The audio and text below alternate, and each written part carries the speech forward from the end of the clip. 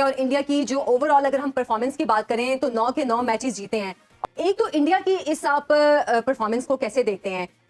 शुक्र अल्हम्दुलिल्लाह कि इज़्ज़त और ज़िल्लत अल्लाह ताला ने अपने हाथ में रखी है। लोगों के दिलों में इज़्ज़त डालने वाला सिर्फ अल्लाह है, और जिन्होंने कुछ किया है अल्लाह ताला ने लोग इज़्ज़त देते हैं। पड़ोसियों मुल्कों में हर जगह उनकी इज़्ज़त होती है, जो ज़ाहिर बात है जो अच्छे परफॉर्मर होते तो ये अल्लाह का काम है। इसको मुझे ऐसा लगता है कि जितना डिफरेंस इन्होंने डाल दिया, अगर इनका बुरा दिन भी आएगा ना अगर सेमीफाइनल में, तो फिर भी ये जीत जाएंगे, क्योंकि इतना फर्क है इनमें और बाकी टीम्स में कि पाकिस्तान टीम के लिए लोगों ने बहुत दुआएं की।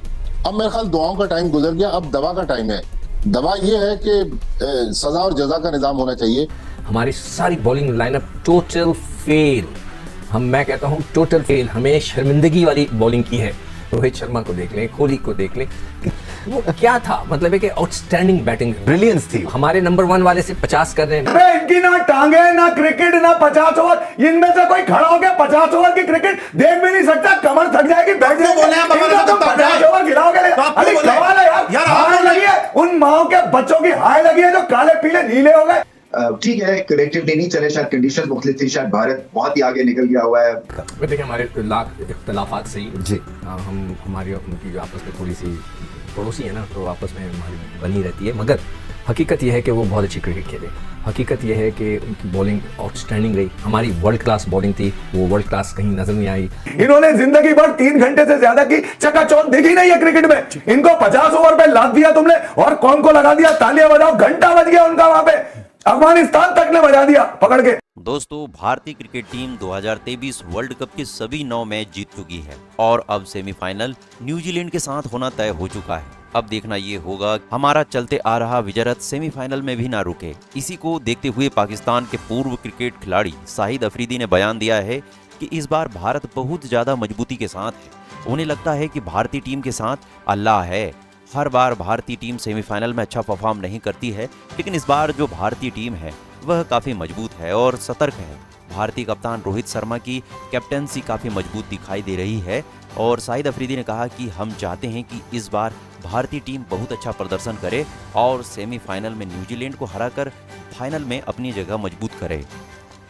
शुक्र अल्हम्दुलिल्लाह कि इज़्ज़त और ज़िल्लत अल्लाह ताला ने अपने हाथ में रखी है। लोगों के दिलों में इज़्ज़त डालने वाला सिर्फ अल्लाह है, और जिन्होंने कुछ किया है अल्लाह ताला ने लोग इज़्ज़त देते हैं। पड़ोसियों मुल्कों में हर जगह उनकी इज़्ज़त होती है, जो ज़ाहिर बात है जो अच्छे परफॉर्मर होते तो ये अल्लाह का काम है। इसको हमने नो डाउट बहुत इज़्ज़त दी है। हमारी भी इसमें कुछ गलतियाँ हैं, और कुछ जो पीसीबी जो हम देखते हुए आए काफ़ी अरसे से, पीसीबी की मैनेजमेंट की भी गलतियाँ रही हैं। तो गलतियां दोनों तरफ रही हैं कि एक बच्चा अभी पहली क्लास में पढ़ रहा है, हम 10वीं की फिक्र कर रहे हैं। पहले उस बच्चे को अपने पाँव पे इतना खड़ा करें कि वो आगे जाके मैट्रिक तक वो बिल्कुल रेडी हो। तो हमें हकीकत में जितनी भी हम बातें कर लें, किसी भी हवाले से करें, हम प्लेयर्स की भी गलती है, बोर्ड की भी गलती है। और इंडिया की जो ओवरऑल अगर हम परफॉर्मेंस की बात करें तो 9 के 9 मैचेस जीते हैं, और ऐसा गालिबन 2003 और 2007 के वर्ल्ड कप में हुआ था कि ऑस्ट्रेलिया ने इतना तमाम मैचेस जीते थे, कोई मैच नहीं हारा था। एक तो इंडिया की इस आप परफॉर्मेंस को कैसे देखते हैं? उनके इतने जबरदस्त प्लेयर्स हैं कि अगर एक प्लेयर को कोई मसला होता है, जैसे हार्दिक पांड्या नहीं थे टीम में, तो टीम को फर्क कोई नहीं पड़ा, और वो इतना कमाल खेल के गए कि हार्दिक पांड्या की कमी भी महसूस नहीं। उनके डगआउट के प्लेयर भी जो खेल रहे होते हैं उससे ज्यादा अच्छा खेलते हैं बाद में आकर। इस ओवरऑल सिचुएशन को आप कैसे देखते हैं? जब हम बात करते हैं ना कि बैटिंग इनकी आउटस्टैंडिंग है, सो बॉलिंग को आप अंडर एस्टिमेट नहीं कर सकते। और मुझे ऐसा लगता है कि जितना डिफरेंस इन्होंने डाल दिया, अगर इनका बुरा दिन भी आएगा ना अगर सेमीफाइनल में, तो फिर भी ये जीत जाएंगे, क्योंकि इतना फर्क है इनमें और बाकी टीम्स में। तो इसलिए ये हॉट फेवरेट है। और आपने सही कहा कि जो एक स्ट्रॉन्ग टीम होती है ना, वो हर फैसेट में, हर एरिया में स्ट्रॉन्ग होती है। तो वो सिर्फ प्लेइंग 11 में नहीं होती, बेंच स्ट्रेंथ भी उतनी स्ट्रॉन्ग होती है। सो सिस्टम में इन्होंने उसको प्रोसेस को लुक आफ्टर किया है। कोचिंग के हिसाब से बहुत बेहतरीन एक अमल है, राइट फ्रॉम जब ये बच्चे इम्प्रेशनेबल एज में होते हैं, जब ये क्रिकेट सीख रहे होते हैं, जो उनके अंडर 19 है, ए क्रिकेट है, उसके बाद जब ये IPL खेलते हैं, प्लस टेस्ट क्रिकेट या भारत के लिए जब खेल रहे होते हैं, एक प्रोसेस है जो बड़ा स्ट्रॉन्ग है। सो हमारे यहाँ क्या है, मैं इसलिए बार बार पाकिस्तान को कंपेयर करता हूँ, क्योंकि ये हम सीख सकते हैं कि ठीक है, कलेक्टिवली नहीं चले, शायद कंडीशंस मुख्तलिफ थी, शायद भारत बहुत ही आगे निकल गया हुआ है। कल भारत और नेदरलैंड्स की टीमें आमने सामने थी और भारत ने एक बार फिर कामयाबी हासिल की, अपनी 9th कंसेक्यूटिव विन रजिस्टर की। एक सॉलिड परफॉर्मेंस थी भारत की जानिब से and you expected them playing against Netherlands, but overall team India ने बेहतरीन शो पुट फॉरवर्ड किया है इस वर्ल्ड कप में। देखिए हमारे लाख इख्तलाफात से ही जी हम हमारी और उनकी जो आपस में थोड़ी सी पड़ोसी है ना, तो आपस में हमारी बनी रहती है, मगर हकीकत यह है कि वो बहुत अच्छी क्रिकेट खेले। हकीकत यह है कि उनकी बॉलिंग आउटस्टैंडिंग रही, हमारी वर्ल्ड क्लास बॉलिंग थी, वो वर्ल्ड क्लास कहीं नज़र नहीं आई।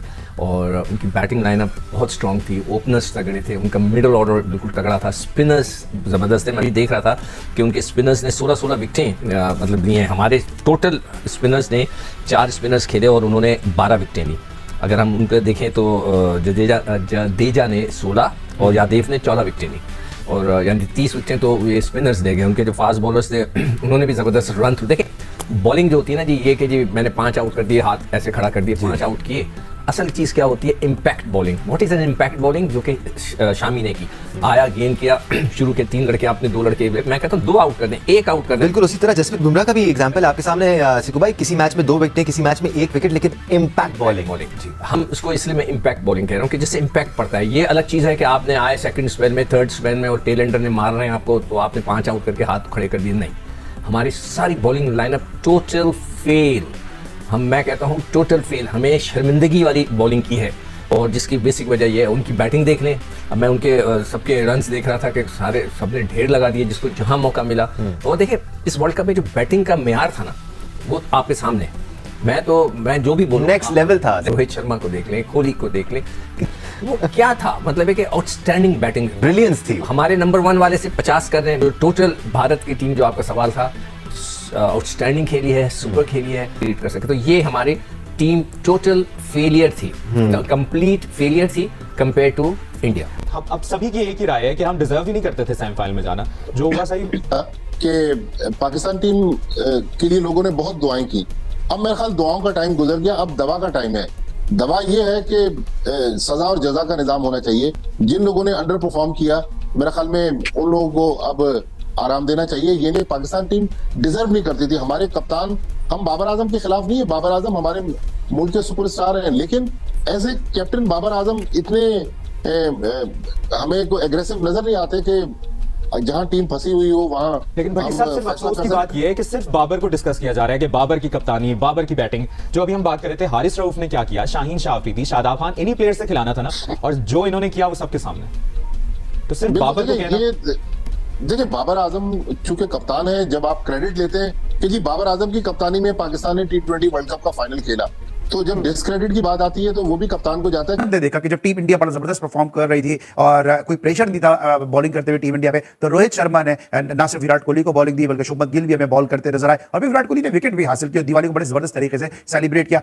हम इस तरह के डिसीजन क्यों नहीं लेते हैं? क्योंकि बाबर आजम को ये बात जब मालूम है तो हम ऐसे इनिशिएटिव क्यों नहीं ले पाते हैं? क्या हम डरते हैं कि अगर आज जो मातम मचा हुआ है पाकिस्तान में क्रिकेट को लेकर वर्ल्ड कप में इस परफॉर्मेंस का, ये तो नतीजा जाने से पहले था इनका। ये तो पहले से जानते थे। बाबर आजम एक नाकस मटेरियल से बना हुआ कप्तान है कि भाई ये 50 ओवर के खिलाड़ी नहीं है, नहीं है 50 ओवर के खिलाड़ी। ये बहस बेकार है कि बाबर आजम कैसा कप्तान है। ये बताओ कि ये 50 ओवर के खिलाड़ी थे या नहीं, ये बताओ बस।